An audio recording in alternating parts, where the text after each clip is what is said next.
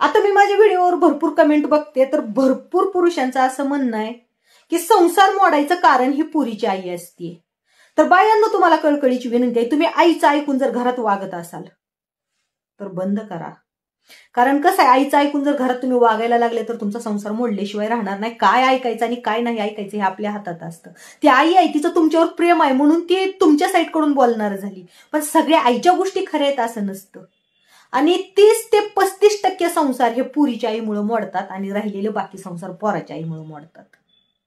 आणि त्याच्यात नवराही कारणीभूत असतो. कसं होतं, नवरा आपल्या बायकोचं ऐकत नाही, बायकोवर प्रेम करत नाही, वेळोवेळी तिला इग्नोर करणं, टाळणं, अपमान करणं, ती बी घरच्या कुटुंबासमोर. मग त्या बाईला वाटणारच ना की अरे बाबा, ह्या सगळ्याच्या समोर माझं बरोबर असून पण नवरा माझा अपमान करतो, त्यावेळेला हे कुटुंबातलं मला कोणच साथ देत नाही, ना सासू सासरा ना नवरा कोणच.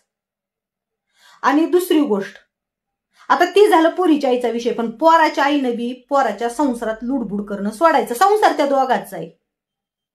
त्यामुळं जर तुमच्या मुलांचा संसार सुखानं व्हावा वाटत असेल तर ना पोराच्या आईनं ना पुरीच्या आईनं त्या दोघांच्या संसारात लुडबुड करणं सोडून द्या. हा ठीक आहे, चुकत असतील समजून सांगा, वाकडा पाय पडत असेल तर प्रेमानं सांगा, जवळ घेऊन सांगा.